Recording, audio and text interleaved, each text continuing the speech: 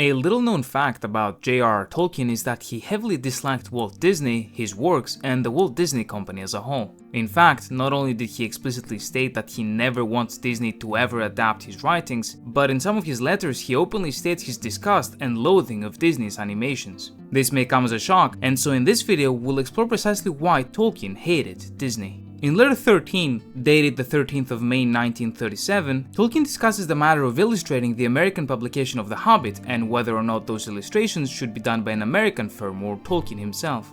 The professor goes on to say, "Let the Americans do what seems good to them, as long as it was possible, I should like to add, to veto anything from or influenced by the Disney studios, for all whose works I have a heartfelt loathing." As the letter was written in the same year that Disney's Snow White was released, many confused Tolkien's words as referring to that, when in reality it is not the case. Snow White was released towards the very end of the year in December, and Tolkien only watched it in 1938. Considering his dislike of Snow White is perhaps the most famous part of this discussion, what did Tolkien loathe so much about Disney even before Snow White's release? Well, it seems to me that, as in the letter mentioned above the matter discussed is art, his dislike of Disney must start there. Tolkien appreciated good storytelling, and above all, he appreciated treating children with a little more maturity when trying to convey messages to them, and especially when it came to fairy tales. Based on later letters, as well as his essay titled On Fairy Stories, Tolkien did not appreciate the increasingly popular trend of the time, especially in the media and the products he felt Walt Disney was producing, of dumbing down storytelling for children, of changing and corrupting previously mature fairy tales under the misguided idea that children would not be able to understand, or that they should not even try to, in order to garner an even wider audience and as such increase profits. A notable and particularly early example of this is of course one of Disney's first ever cartoons, the 1922 adaptation of Little Red Riding Hood.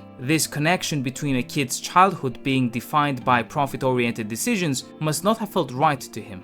In order to convey these messages, Disney simply pursued a style of animation that was often exaggerated and whose aesthetic was not something Tolkien must have wanted for The Hobbit, which could explain the quote. This is my best attempt at explaining a quote that is often misrepresented and perhaps even lost to time. Nonetheless, Tolkien's views on how fairy tales should be treated are clear. In his essay On Fairy Stories, Tolkien states that it is true that in recent times fairy stories have usually been written or adapted for children, but so may music or verse or novels or history or scientific manuals. It is a dangerous process even when it is necessary. So would a beautiful table, a good picture or a useful machine such as a microscope be defaced or broken if it were left long unregarded in a schoolroom. Fairy stories banished in this way, cut off from a full adult art, would in the end be ruined. Indeed, insofar as they have been so banished, they have been ruined. The value of fairy stories is thus not, in my opinion, to be found by considering children in particular. Collections of fairy stories are, in fact, by nature attics and lumber rooms, only by temporary and local custom playrooms. Their contents are disordered and often battered, a jumble of different dates, purposes and tastes, but among them may occasionally be found a thing of permanent virtue, an old work of art, not too much damaged, that only stupidity would ever have stuffed away.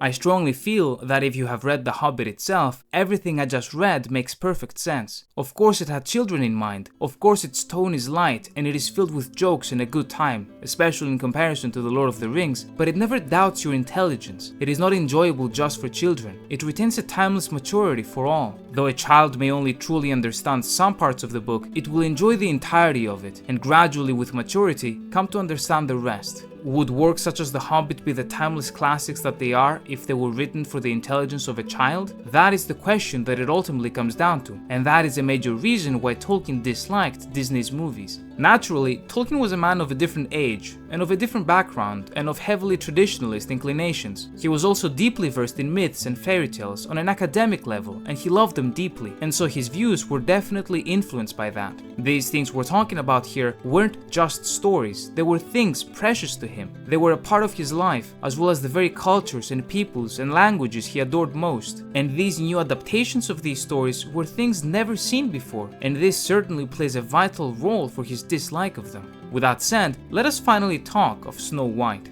Tolkien watched the film in 1938 alongside his friend C.S. Lewis, and they both disliked it. Lewis, while generally enjoying the art style and animation of the film, did not at all enjoy Disney's depiction of the dwarfs, a point on which Tolkien agreed. In the movie, the dwarves are depicted as simple drunken fools that only serve as comedic relief and are completely different to the dwarves of Tolkien, this ancient and mythical people lost to time. In his mind, Disney had taken a concept that was very dear to Tolkien's heart and deeply rooted in tradition, and he turned them into goofballs whose entire purpose of existence was being a joke. To Tolkien, what Disney was doing was commercializing something important to him into comedy, while also potentially hurting traditional fairy tales and even children's intellectual development alongside it. To us, of course, in the 21st century and the entertainment media that has been produced since, this may seem insane or an exaggeration, but you must remember that this is a man born in the 19th century who dedicated his entire life to these myths. In fact, as covered in a previous video, one of the major reasons for why he spells the word dwarves as shown on screen is in order to differentiate them from the increasingly popular dwarfs that Disney in part introduced to popular culture. In the years that followed the release of Snow White and up until the end of his life, Tolkien's opinion of Disney's works did not improve.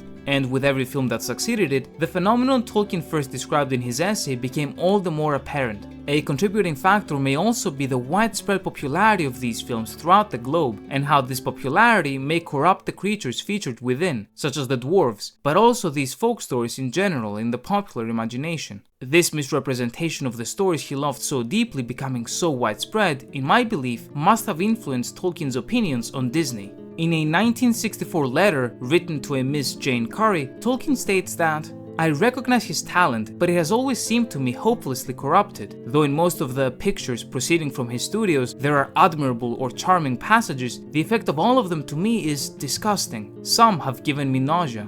In a 1965 letter, he expands by definitively stating that neither he nor his publishers have any intentions at all of permitting Disney Studios to adapt any of Tolkien's writings. It should be mentioned, however, that talks were apparently held with Disney at some point, in which a representative of Allen and Unwin, Tolkien's publishers, approached Disney about turning The Lord of the Rings into an animated film, though Disney declined due to the high costs they predicted for the production. These talks, it is assumed, were held without the permission of Tolkien himself. Ultimately, my personal understanding of Tolkien, despite what he may have written, is that he was not a hater of individual. What he was a hater of certain things that certain individuals did that went against what Tolkien considered to be the ideal on a societal level, or simply artistically. It has been said by those who knew him personally, such as his son Christopher or close friend C.S. Lewis, that J.R.R. Tolkien did on occasion use exaggerated language to make a point, such as using loathing or disgusting, but it was often never as deep as that. Nonetheless, his dislike of Disney's works on an intellectual level cannot be denied, nor his absolute refusal to work with him. And so I hope now you have a better understanding of Tolkien's beliefs on fairy tales, their adaptations, and Disney itself. Thank you very much for watching.